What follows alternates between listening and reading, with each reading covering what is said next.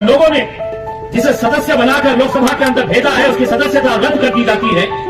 6 साल के लिए वो चुनाव लड़ नहीं सकता है, तो कहीं ना कहीं हम सबको इसके ऊपर सोचने की जरूरत है। क्या इस तरह की भाषा जैसे एक राजनीतिक पक्ष के नेता ने कहा है, क्या ये सही बात नहीं है कि उसी लोकसभा के अंदर रहने वाली साध्वी प्रज्ञा सिंह ने भरी सभा के अंदर ये कहा है, उन्होंने लोगों से, अपने मानने वालों से ये कहा है कि घर के अंदर हथियार रखो, छुरे चाकू रखो, क्योंकि तुम्हें इस्तेमाल करने का ये मौका आने वाला है। उनका एक मंत्री कहता है कि देश के गद्दारों को, गोली मारो सारों को, ये भाषा का इस्तेमाल होता है और कोई भी इसके ऊपर हम विरोध करेंगे, क्योंकि हमें किसी एक राजनीतिक पक्ष को नहीं बचाना है, बल्कि इस देश के संविधान को बचाने का वक्त आया है। इस संविधान के बारे में खुलेआम ये कहा जा रहा है कि अब इसको बदलने का वक्त आया है। 2024 के अंदर मुझे मालूम है, अगर गलती से यही सरकार हुकूमत के अंदर आ जाएगी तो सबसे पहले मैं अक्सर लोगों से यह कहता हूं कि अगर ये सोच रहे हैं, और मैं खास तौर से मेरे दलित भाइयों, अम्बेडकरी समाज को, बुद्धिस्ट समाज को यह पैगाम देना चाहता हूं, अगर तुम ये समझ रहे हैं कि निशाने के ऊपर कोई कैसे मुसलमान है तो हम सबसे बड़ी गलती कर रहे हैं। हमें तो निशाने के ऊपर रखा गया है, लेकिन आज मेरा नंबर आया है तो कल आपका नंबर आने वाला है, और कहीं ना कहीं इस बात के ऊपर हमें बहुत गंभीरता से सोचने की जरूरत है। इसीलिए मैंने आज ये कहा है कि कल जब उसका खत्म हुआ था तो मैं खामोश था, आज मेरा खत्म हो रहा है तो तुम खामोश है। हो सकता है कि आज मेरा नंबर आया है, कल तुम्हारा भी नंबर आ सकता है। आज यहाँ पर यह आप लोगों का सौभाग्य है, यहाँ पर समाज के धर्मगुरु आदरणीय भंते जी यहाँ पर बैठे हुए हैं। मुझे खुशी है, ये इतनी तपती धूप के अंदर इतनी सारी महिलाएं, इतने सारे पुरुष यहाँ पर इकट्ठा हुए हैं, कुछ अच्छी बातें सुन रहे हैं। लेकिन मैं भंते जी आप लोगों से, आदरणीय, मैं आप लोगों से हाथ जोड़कर विनती करना चाहता हूं कि समाज के अंदर आप एक ऐसी एकता पैदा करिएगा, एक ऐसी एकता पैदा करिएगा, और वो एकता अगर पैदा हो जाती है तो उसका नतीजा क्या होता है वो आज आपके सामने खड़ा हुआ है। यह आप लोगों का आशीर्वाद था, आप लोगों की मेहनत थी, आप लोगों का साथ था, कि जिसकी वजह से हमने पूरे देश भर में एक पैगाम दिया। अगर बुद्धिस्ट समाज, दलित समाज, मुसलमान, पिछड़ा समाज अगर एक ताकत बनकर खड़े रहता है तो हमें किसी के पीछे जाने की जरूरत नहीं, हम अपनी हुकूमत खुद बना सकते हैं, हम अपनी ताकत खुद पैदा कर सकते हैं। मुझे यहाँ पर जैसे ही मैं आया, मेरा एक यहाँ पर बहुत मजबूत साथी है, मेरी ताकत है यहाँ की, राहुल वानखेड़े, उसने मुझसे कहा कि साहब यहाँ पर कोई सभागृह बनाने का है, कोई सभागृह बनाने का है। और उन्होंने मुझसे, दरअसल ये है कि प्रातोष वाघमारे हो या राहुल वानखेड़े हो, इनके अंदर ये कला बहुत अच्छे से है। मैंने अभी भंते जी आपको पता होगा कि बुद्ध लेनी के लिए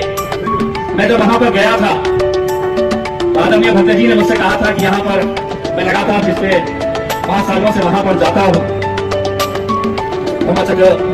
के मौके के ऊपर उन्होंने मुझसे कहा कि यहाँ का हमको ब्यूटिफाई करना है, आप 10 लाख रुपए दे दीजिएगा। मैंने दूसरे ही दिन बुलाया और उन्होंने मेरे ऑफिस के अंदर 10 लाख रुपए का चेक दे दिया। 10 लाख रुपए का पत्र देकर वो काम करना की शुरुआत हुई। संतोष ने मुझे वहां पर फिर से लेके गया कि मेरे साहब आपका सत्कार करना है कि आपने पैसा दिए है करके, और धीरे से भंते जी के कान में बोल दिया कि 10 लाख नहीं और मैंने उसी बात उसी जगह के ऊपर इसलिए किया कि मैं 5 साल से वहां पर जा रहा हूं और पूरे महाराष्ट्र से बुद्ध समाज के लोग वहां पर लाखों की संख्या के अंदर आते हैं। मुझे इस बात का गर्व रहेगा कि अगले साल का होने वाला धम्मचक्र प्रवर्तन दिन के ऊपर आप जब जाएंगे तो उस इलाके को पहचानेंगे नहीं, क्योंकि 10 लाख के साथ मैंने और 10 लाख दे दिया और 20 लाख का वहां पर काम किया जा रहा है।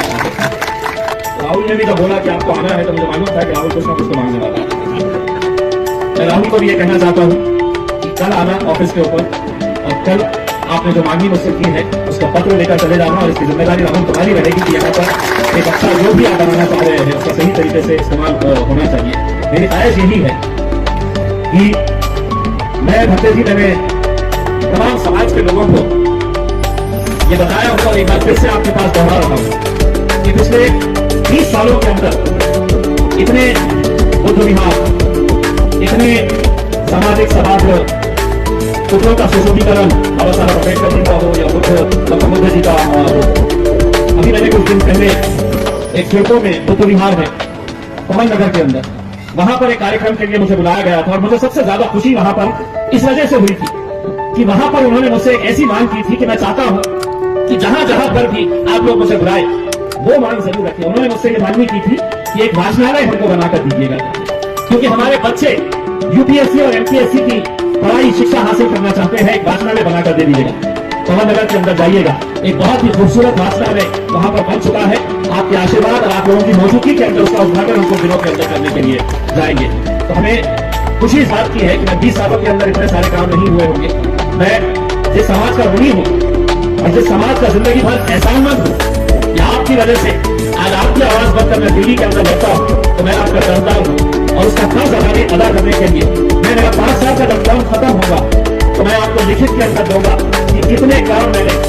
इस समाज के लिए किया है, कहां कहां पर बुद्ध विहार बनाए गए हैं, कहां कहां सभागृह बनाए गए हैं। और आपको मैं यकीन के साथ, ये दावे के साथ कहता हूं कि 20 साल में इतने बनाए नहीं गए हैं जितने मैं 5 साल के अंदर यहां पर बना।